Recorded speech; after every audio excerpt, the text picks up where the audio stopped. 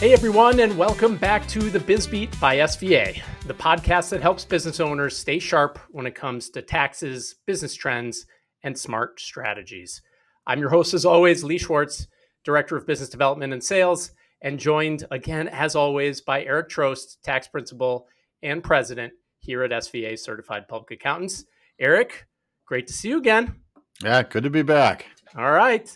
We got a lot of stuff in the news. Not all stuff that we're going to cover, thankfully. But for those of you who are listening or watching for the first time, every week we break down a big issue in business or tax. We'll give you a quick update on the big tax legislation that is in Congress right now, and then we'll answer a question from our listener inbox. So let's jump right in. Eric, one of the big stories of the past week, outside of all the political stuff we don't want to get anywhere near, is a big data breach. 16 billion with a B, 16 billion passwords and usernames were compromised. We talk to business owners all the time about cybersecurity. Can you just give us an idea of what business owners should be thinking about right now, especially with some of these recent data breaches in the news? Right. And from what I've been reading on that data breach, that's 16 billion. Just to put in perspective for starters, that's about twice the population of the planet. Right. So there's a lot of names and passwords that are out there listed. And my understanding is it's like a collection of data. So it wasn't just one place that was data breached. You know, sometimes when you see these, it's, well, this hospital got broken into and they got all these records. Or this accounting firm got broken into and they got all these records. You know, so I think the bad actors are targeting where they can get a lot of information with sensitive data that could be used for nefarious purposes.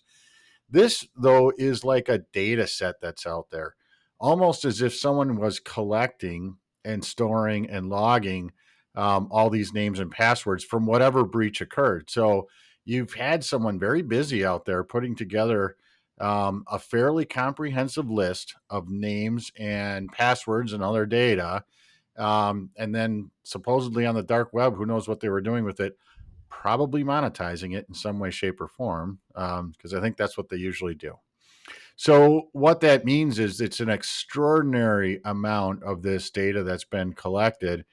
And with 16 billion, you know, the odds are pretty high that at least some of the listeners out there that are hearing me right now have their data that is breached. So essentially have their data that could be out there.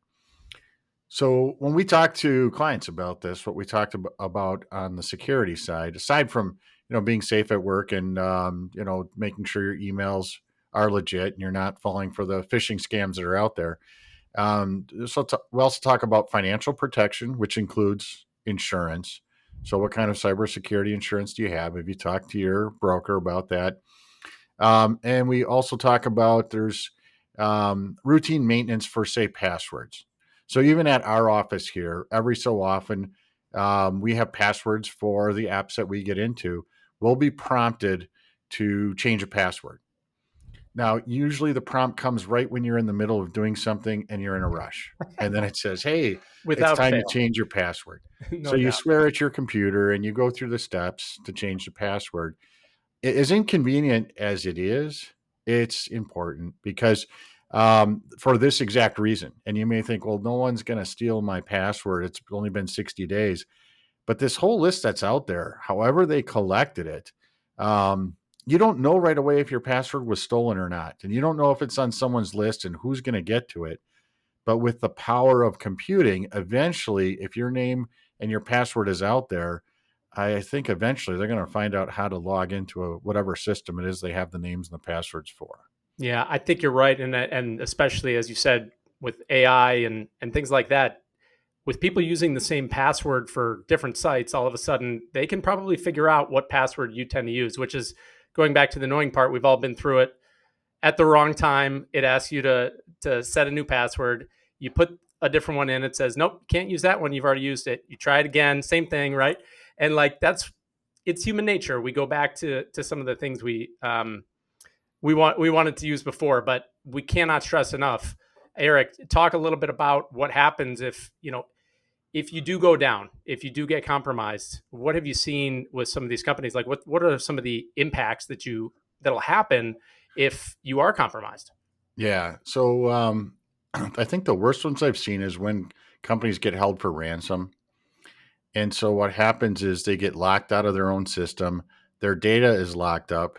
And it's been by actors who did this fairly thoroughly. And what they do is they, in these cases, deleted some backups that would have otherwise been helpful. So they delete backups and then lock down the system and encrypt it and say, in order to get out of this encryption, you have to pay a certain amount, and it's probably some kind of e-currency like a Bitcoin or something like that to a certain account, so that, to be as untraceable as possible. So what's the first thing you do? You're probably contacting your IT department, insurance company, and starting to go through what steps are going to be recommended now from your advisors to try to get out of this. It can be a long road and it can be expensive even with insurance. So you want to be protected and you want to take the precautions that your IT department is recommending. Yeah, I think the other main takeaway, I think every business owner knows, hey, I should have this insurance, but we still see lots of businesses that don't. And it's like, you don't want to learn the hard way. We still see it happen from time to time, especially in a situation where you're being held ransom. Like, you want your insurance company to help negotiate that for you. It's not an easy thing to do as a business owner to be negotiating with Right. whoever it is that's coming at them. And they're smart, right? They know the number that makes sense. Yeah. They want to get paid. So Well, I think within your system, if they get in your system and they delete the backups and they've taken the time, you've probably been targeted. They've also been in your system to try to understand your financial situation and, might do a ransom based on that. And don't be surprised that these folks are ruthless. If you say I've got X, they'll probably want X. So it's a fairly ruthless business, obviously criminal enterprise, and don't expect because it's not fair, and this will happen. It's not fair, but right. don't expect that somehow it gets made right if you're not properly covered just because it's not fair. Because Yeah. I don't know how these criminals are caught because they're usually not the United States based. They're based in other foreign countries where law enforcement just has limited reach. Right. So just another reminder to you business owners, talk to your insurance company, talk to your broker, make sure you're covered. The last thing you want is for this to happen and find out that you're not. So it's a great reminder that we hear these stories all the time, but 16 billion was kind of a jarring number. Eric, last week we talked all about the update of the Senate bill. We compared it to the House bill and some of the Right. differences. Um, like I said, there's been a ton of political, other information sort of out of the scope of business and tax in the last week, but there's been some movement on what's going on in the tax bill. Do you want to talk about what's changed since we recorded last week? Yeah. So what's been happening is this bill's right now in the Senate. So as a recap, the House passed a version. The Senate has their version that they've created but not yet passed. The Senate expects to try to hold a vote for this starting Friday. So they want to get their bill passed by over the weekend. It's a pretty tall order because there are still some compromises to be made. And of course, once the Senate passes their version, it still has to go to the House to get approved again before it goes to the president. The president has said he's putting a high priority on this, still expects it by July 4th, and has tweeted. Actually, he Truth. Remember, he does Truth Social, not Yes. so much Twitter. He does Truth Social. He Truth. No one goes on vacation until the bill is passed. Now, Lee, did you take like a governance class when you were in high school? I did, but I've forgotten it all. And I think it's required, right? You want to learn how the country works. That's part of maybe the job of school to understand your governmental system. I have not I don't have any recollection of a rule where the president can tell you not to go on vacation so you get something done. Like, I don't think he's their direct boss, but I don't know. What does he have to threaten him? Is he going to lock him out of the Congress? We If you leave, talked you about can't come back. he talks loudly and carries a big stick. He does have a big stick with his party. Yeah. And so, right. He is, if well feared within the party, maybe respected, but certainly feared. So he's putting the pressure on to still get this done by July 4th. I just don't see how it's possible. Um, but we'll see what the Senate comes up with. And it's going to be this weekend that they plan to vote. I don't know that they voted yet because they still have to work out their own disagreements on their own bill, much less get it through the House. So there's still a pretty heavy lift to go. Maybe this thing, though, can move that fast with the right pressure. It would be unprecedented, I think, to move a bill that quickly through, given the current disagreements on it. When it's a easy vote, then it's okay. It can move through real easy. But this is a very controversial one with just different parts in it, and so I don't know how they get it done that quickly without some um, massive backroom dealing that we'll never know about, I guess, until the Right. book is written. Right, exactly. All the books. Well, all right. Thank you for that update. As you know, we will continue to bring you this information as it becomes available. We're staying on top of this, and certainly once it looks like we have a good understanding of the legislation that will pass, we're going to do a much deeper dive in several different formats. So stay tuned for more. But let's open up the inbox, Eric.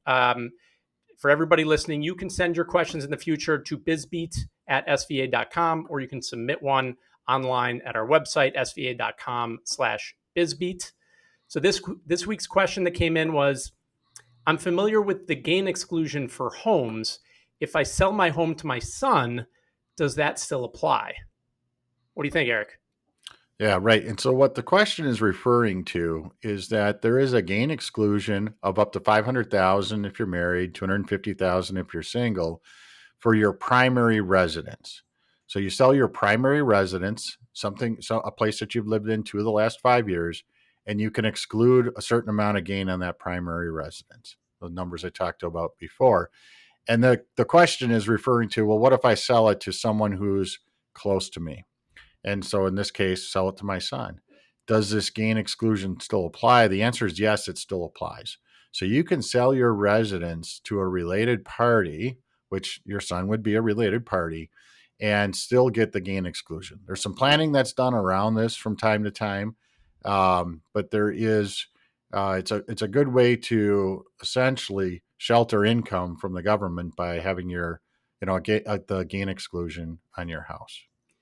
And Eric, it's just occurring to me as you say this, but if you were to say buy a house for $500,000 and let's say 5 years later it's worth 750, that's this $250,000 gain. You sell it to your son. 5 years later it's worth $1 million.